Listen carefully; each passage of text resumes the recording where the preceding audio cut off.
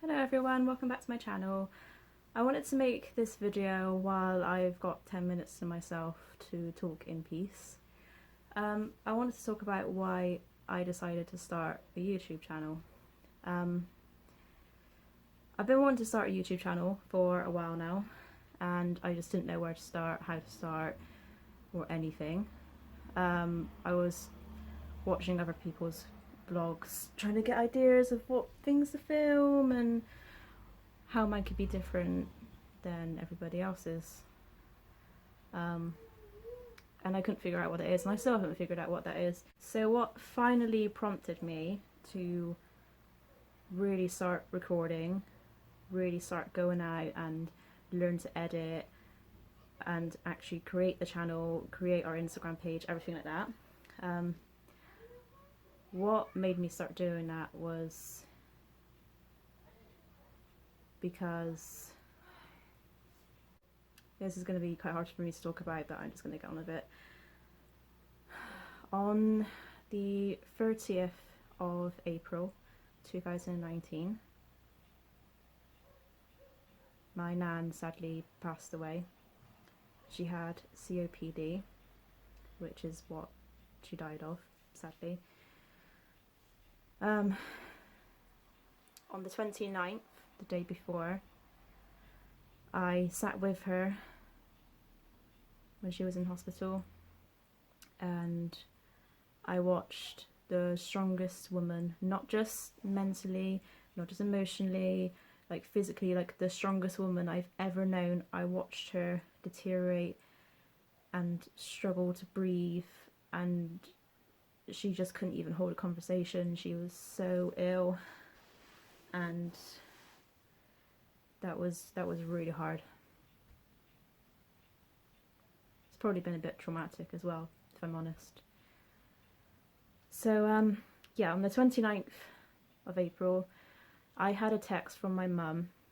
I've still got that text message, I haven't deleted it, and I've purposely been messaging my mum on Facebook instead of texting her so that I don't lose that message, so that message doesn't disappear. She texted me saying, "I'm not sure, but I don't think Nan's got much time left." And I knew that message was going to come one day. I knew this was going to happen one day. We've known about her having COPD for a long time. I guess you can just never be prepared. You know, when somebody has an illness that they're going to die of, there's nothing that can prepare you for that decline. And them going from being such an independent person to just not even being able to leave the house. She got to a point where she couldn't even sit up properly. She couldn't take herself to the toilet. She couldn't go to the toilet on her own. She couldn't wash herself. She couldn't get dressed. She lost all of her dignity, if you like. She had no quality of life. And it's easy for me to look back and say that now, but like at the time, it was hard for me to accept that, you know,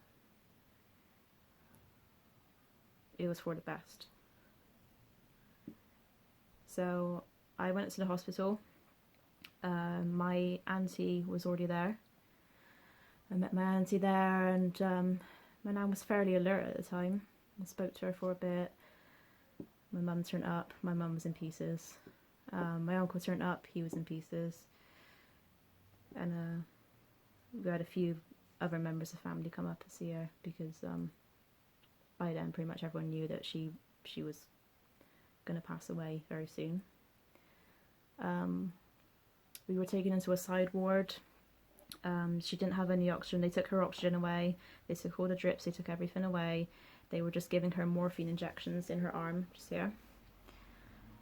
And most of the time she just slept. She didn't really eat. She didn't really drink. She just slept. It was taking so much of her energy just to breathe that she just didn't have the energy to do anything else. She didn't even talk to us or anything. And so everybody else left. It was just me, my uncle, my auntie, and my mum. And we were just cuddling her, talking to her, holding her hand, playing her favourite music. We were playing Bob Marley. I forgot what the other one's called now. T-Rex, we were playing that to her as well. She was tapping her hand, you know, that was really nice. And I'd rushed up to the hospital on the evening, so it was a school night as well. So it got to about 2:30, and my mum said to me, you know, it might not even happen tonight. The doctor said it could be days. So I said, okay, well, I'm going to go home, if that's okay. And everyone was fine with it. So I got up, went over to my nan, I gave her a kiss. I said, Nan, I'm going to go now. I said, I'll see you later, and I love you. And I gave her a kiss again. She said, love you too. And that's the last thing she ever said to me. I went home. I woke up at 5:15 in the morning. Don't even think my kids were awake then. And I had a text message at 5:20 saying she's gone. And that was it. I didn't expect my mum to phone me. I don't think she could have phoned me. So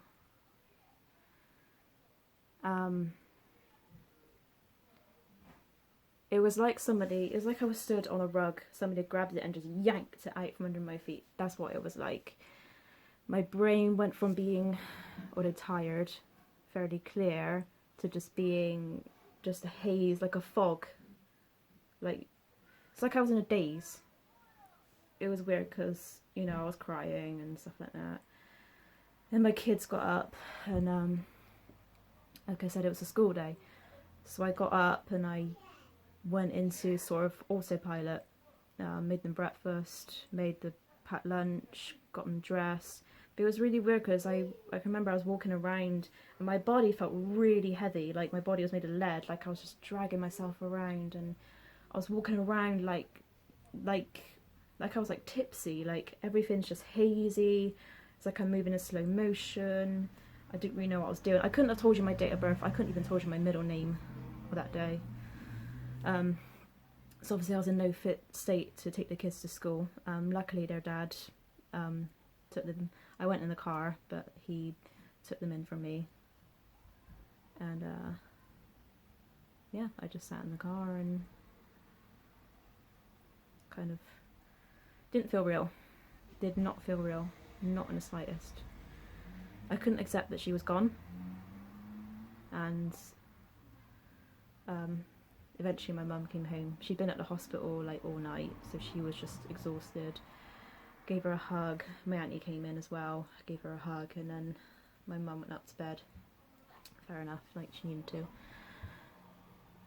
I don't remember a whole lot from the rest of that day.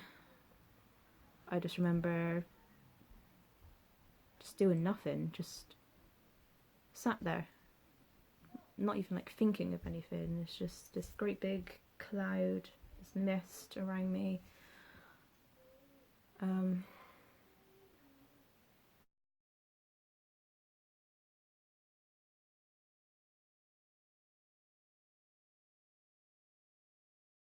Those of you who don't know me personally, my nan was a very strong figure in my life. Her and my granddad helped my mum out massively when my parents got divorced. I dread to think where we'd been if it wasn't for my nan, you know. She didn't just help out with looking after me, she would like buy us food sometimes. And she didn't have to do any of these things, and like we never asked her to, she just did it. And she was always there for us emotionally as well.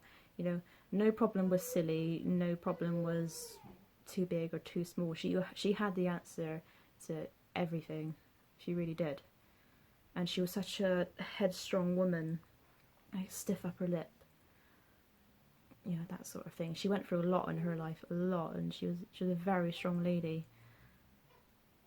And to lose someone like that, like, it doesn't just break your heart, it shatters it. It shatters it to a million pieces. So first couple of days were just a massive haze, and then after that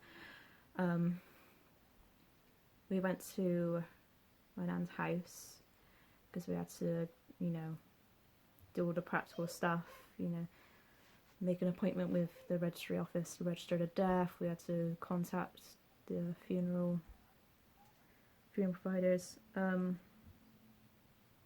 Yeah, so we did all that. I went with my mum. I didn't really let my mum go anywhere on her own for that week. I don't think I did. Became really protective of my mum, you know. I wanted to be strong for her, but I think I just kind of felt a lot more protective of her at the same time. I don't know why, I just did. And yeah, so we had the funeral. It was a lovely service. It was just really nice. And then, like, after the funeral, I thought that, you know, that would be it. It'd be like closure, and it'd be done, and we can just kind of carry on navigating our lives. But, and I know it's only been a few months, but it's been like the hardest few months in my life. I've never been through so much pain. I've never felt so much pain as I have when she died. It was actually like a physical pain. Like, there was like a literal pain in my chest. It was just horrible. And, you know, I've like not just cried, I've like sobbed hysterically since. I felt a bit silly about it, really, because what's crying gonna do? Crying can't bring her back. And even if it could, I wouldn't want her back, because she had no quality of life. And even though I know that, it's still hard to accept that. And at the funeral, I was in the limousine behind the hearse, and the whole time I was just thinking, I don't want to do this, I can't do this, I don't want to say goodbye. And my other nan was there, my dad's mum, and I got out of the car, the limo, and I ran up to her and I just threw my arms around her because I was so thankful she was there. And like, it really hit me that that's the only nan I have left now. So that really like hit home. And then she was buried with my granddad. My granddad passed away almost 5 years ago, so he was already in the plot, and she was buried with him in the same plot. And yeah, when as they were lowering her coffin into the grave, the first thought that came into my head was, I want to join them. I want to get in there with them. And that's not like a suicidal thought. Like, I don't want to die, obviously. Like, I've got 2 kids. Like, I don't want to leave them. But that was just how I felt, you know. I was just missing my grandparents. That's what it was. And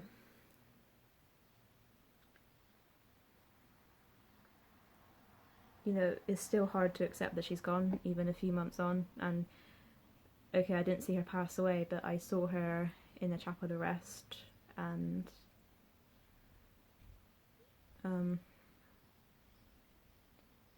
she looked lovely. She did look lovely, but it still didn't really sink in that she was gone.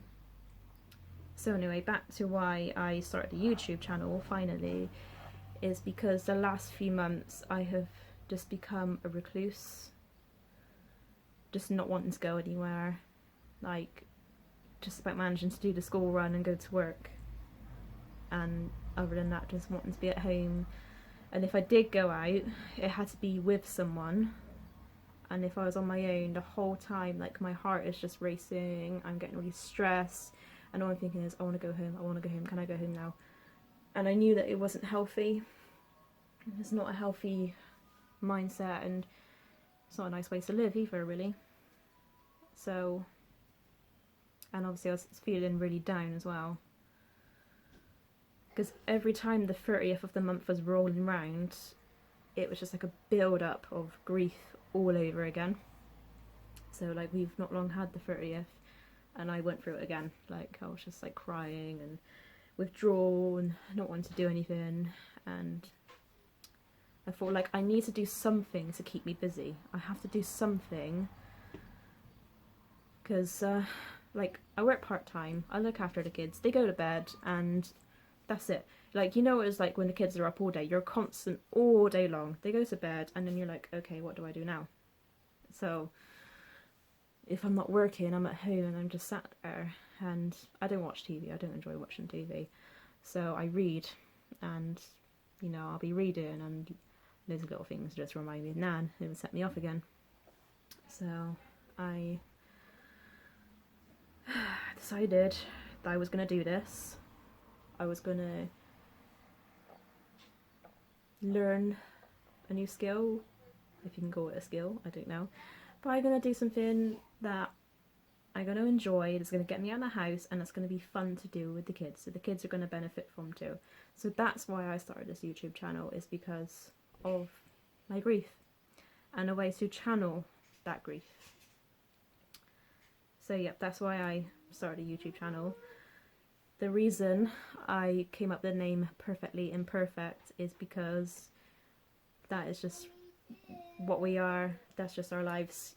We are all imperfect, and I'll go into a bit more detail of why that applies to the kids in another video, but I want my channel to be a message of normality, a normal family, normal life, and not this like perfect, pristine family that you see on some YouTube channels. I'm not having a dig at those people, but I want people to see real life, you know.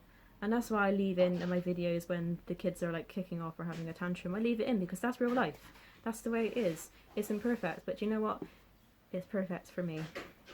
So that's why. That sounds really cheesy, but that's literally why I came up with that name.